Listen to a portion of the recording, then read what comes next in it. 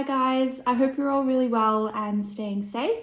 A little bit of a different format this year than we're used to for the referee camp, but it's still really exciting, I think, that we're able to still provide these sessions and this content in a different way.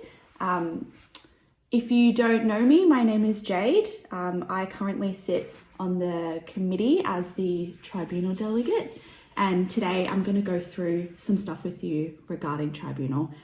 Things like what is the tribunal, who are they, what do they do, how to write a report, what is involved in writing a good report, and just some of the basic things that you guys will need to know. I'll start with roles of the tribunal. So these are the people that are involved in the tribunal. So we'll start with the tribunal board. This is kind of like a panel of people. They sit at the front of the room, they run the session, they ask the questions, and they decide the outcome at the end. Next we have the officials, which is you guys, obviously. And then we have the referee delegate. Now this is a person from our branch that is either a supervisor, a committee member, or someone that's really experienced within the branch. I will assign them to the tribunal and they will attend with you, kind of like a support person. So they help prepare you, they sit with you during the tribunal, and they help you all the way through. Next we have witness. I think that's pretty self-explanatory. That's just anyone that has witnessed the event and that can give their side of the story at the tribunal if required. This can also be in the form of a statement as well if they can't attend. And lastly, we have a club delegate or parent/guardian. So if the reported person or yourself is under the age of 18, they can have a parent or guardian attend with them, kind of like a support person. So they can just sit there with you and observe. They can't talk, they can't say anything, but they can be there with you. Same with junior domestic, because we're dealing with clubs and it's not just teams. Club delegates are also welcome to come and observe on behalf of their club. So they're the kinds of things that you'll see.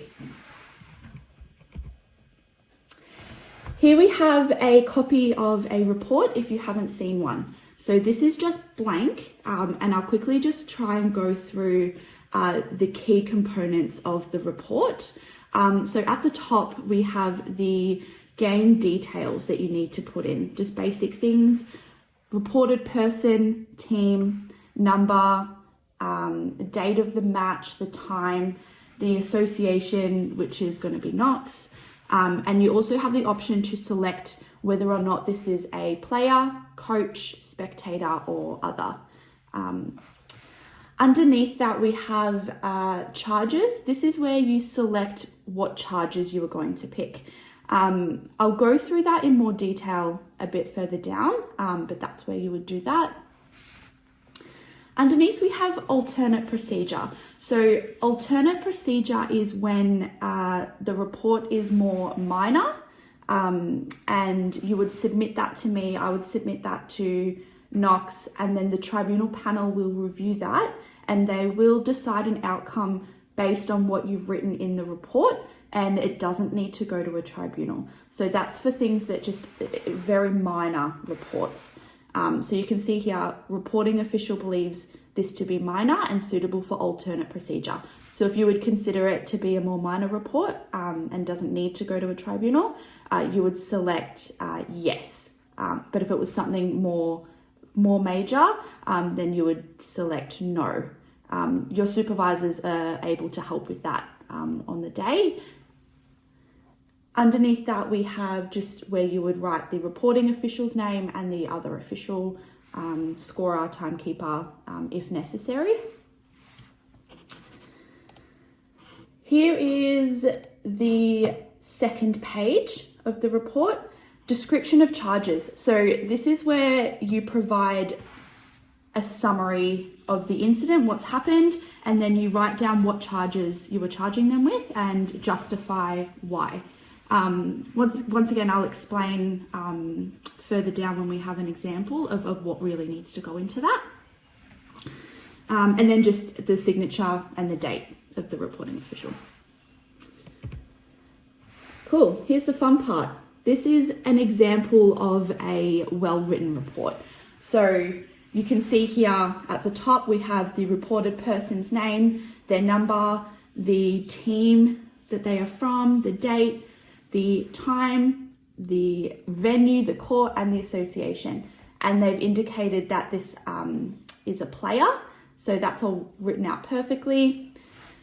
The bottom part is where they select the charges they're going to charge the reported person with. You can see here as well that there are some options to select either A or B. I'll just quickly run through that with you. So A means an offence against a person other than an official. So a player, pretty much, usually. And then B is an offence against an official. So you can see here clearly that they have selected bringing basketball into distribute, fighting, striking, and assault, all against the player.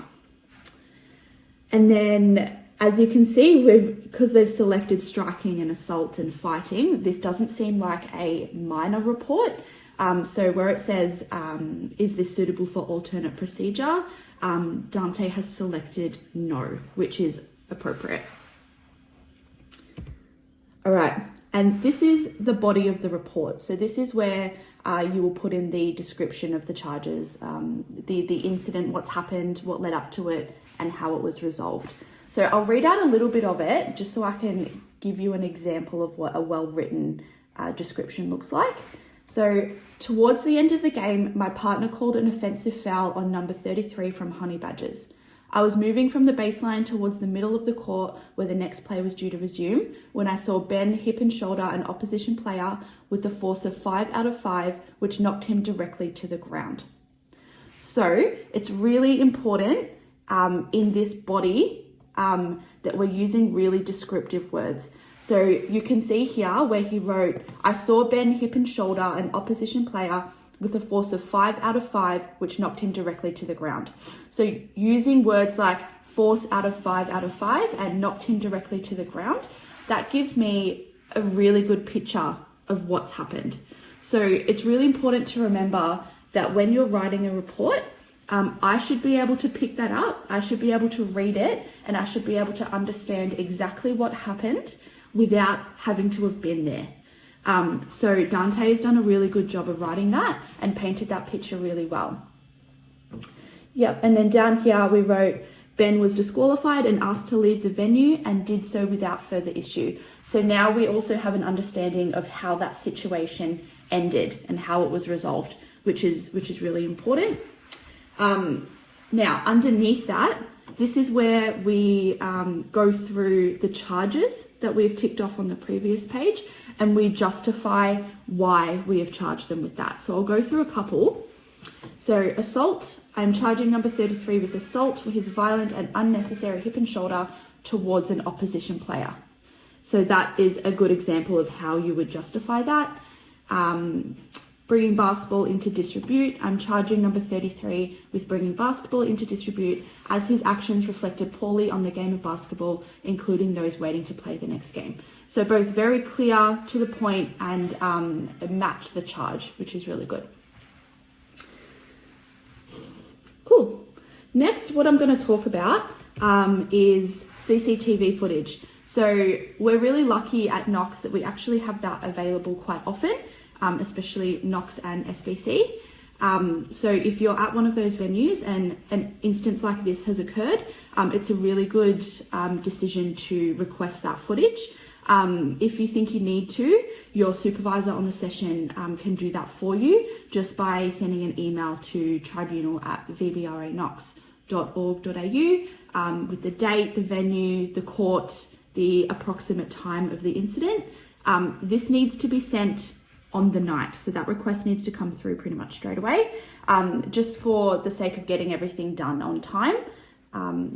Once that footage becomes available as well, I will review it, and I'll also give you guys a copy to review to make sure that you haven't missed anything on your report. It's really important to note that you shouldn't use the footage to write the report for you. This footage is there to back you up and to support you in a tribunal. It's also really helpful for little things like if you couldn't remember the player's number, or if you weren't sure which player maybe came on off the bench first, things like that it can help you with, but it absolutely should not be writing the report for you. You shouldn't rely on this. But nonetheless, it's really, really good if you have it available in a tribunal. So what I'm going to go through now is we actually have the footage of this report that we've just gone through. So it goes for about a minute, and I just want you to watch and see what we can see. Number 33, you'll need to pay attention to. So I'll pop that up now.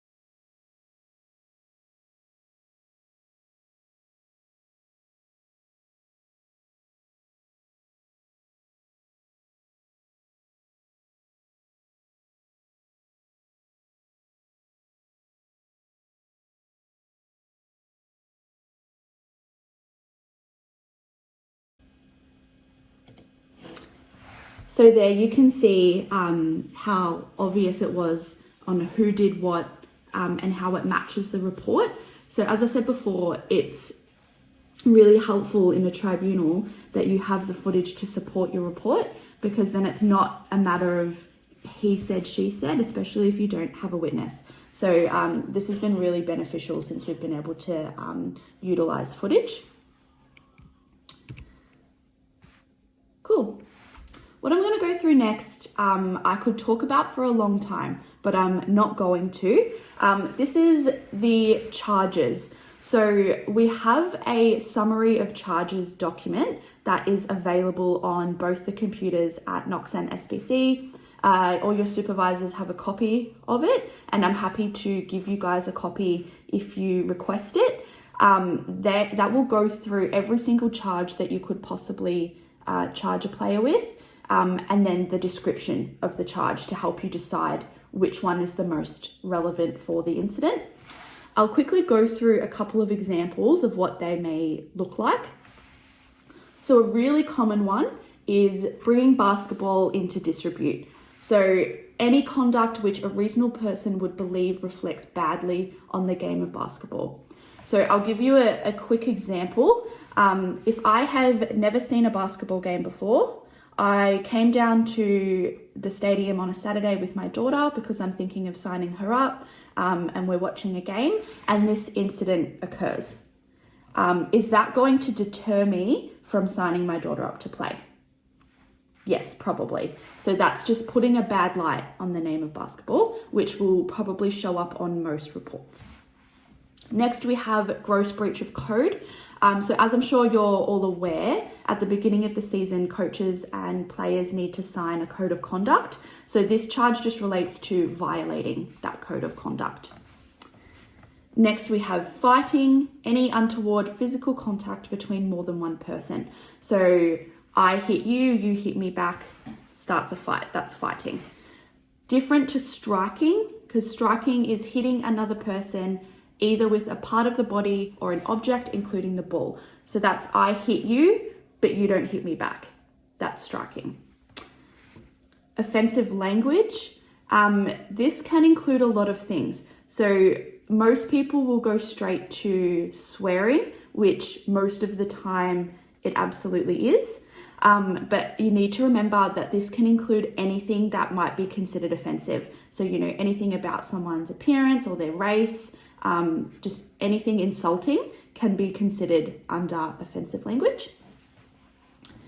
And disputing decisions. I think that one is pretty self-explanatory. That comes through quite often as well. One thing I will point out is that sometimes you'll have an incident that may fall under the criteria of more than one charge. It's really important that in that instance, you select the charge that is most relevant to the incident. So, for example, someone's been disqualified and they're swearing at you as they leave the venue. According to the description of charges that we have, you could charge them with offensive language, right? But also there'll be gross breach of code, bringing basketball into disrepute, and unsportsmanlike behavior. They all fit under that criteria. But in that situation, you would select offensive language because it is the most relevant one. It's important that you can only select one charge per incident. So if they swear at you, you can only select one charge for that.